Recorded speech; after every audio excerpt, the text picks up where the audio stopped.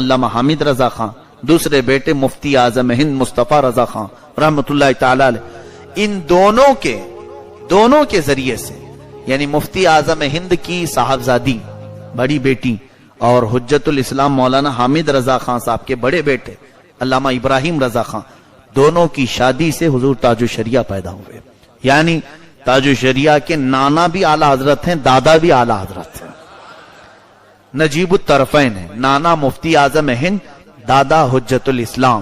ان دونوں کے واسطے سے اعلیٰ حضرت تک آپ پہنچتے ہیں، ماں کے سلسلے سے بھی، باپ کے سلسلے سے بھی. گھر میں آپ کی عمر جب 4 سال 4 مہینے 4 دن کی تھی، بریلی میں یہ رسم بسم اللہ خانی اعلیٰ حضرت کے خاندان میں بڑی مشہور ہے. آپ کو آپ کے والد ماجد نے کروائی تھی، اور آپ کی والدہ کے پاس ہی آپ نے کتنا دین پڑھ لیا تھا.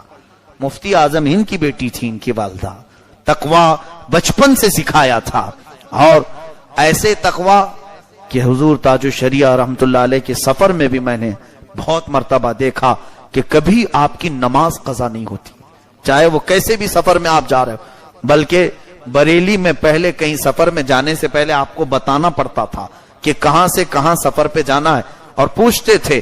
مثال کے طور پر ممبئی سے پونا جانا ہے، پونا سے پھر آگے جانا ہے، تو انہیں بتانا پڑتا تھا کہ یہاں سے یہاں کا ٹائم کتنے دیر کا ہے، کتنے گھنٹے لگتے ہیں، اور پھر اسی کے حساب سے نمازوں کے بیچ کا ٹائم وہ سفر کے لیے دیا کرتے تھے کہ جس جگہ پہنچے وہاں نماز کا وقت ہونا چاہیے اور شہر میں نماز پڑھ کر کے چلے.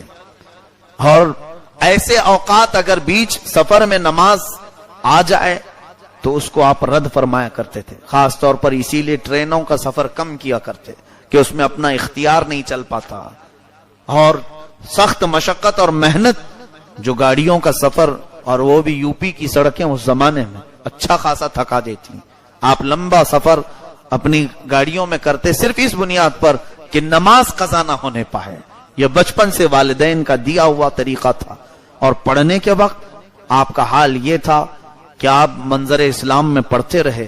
پڑھائی ان کے جو ساتھ میں پڑھے ہوئے ہیں وہ لوگ موجود تھے. گجرات کے ایک مولانا ہیں مقبول صاحب ہیں، حضور تاج الشریعہ کے وہ ساتھیوں میں رہے. کہتے ہیں کہ پڑھنے کا طریقہ یہ تھا کہ کلاس شروع ہونے سے پہلے اعلیٰ حضرت فاضل بریلوی کے مزار کے پاس کھڑے رہتے، اور پڑھنے کے لیے جیسے ہی کلاس میں آتے، پڑھ کر ہونے کے بعد فوراً پھر اعلیٰ حضرت کے مزار کے پاس آتے. ان سے روز پوچھتا میں کہ آپ جانے کے وقت بھی آنے کے وقت بھی کیا کہتے ہیں؟ فرماتے کہ امام علم و فن یہ ہیں اعلیٰ حضرت، یہ امام علم و فن ہے، تو جو پڑھتا ہوں کلاس میں وہ ان کو سنا کر کے آ جاتا ہوں تاکہ محفوظ ہو جائے، اور اگر کچھ غلط ہو تو یہاں سے مجھے اشارہ ہو جائے. یہ ان کے بچپن کا اور پڑھائی کے زمانہ میں بتا رہا ہوں.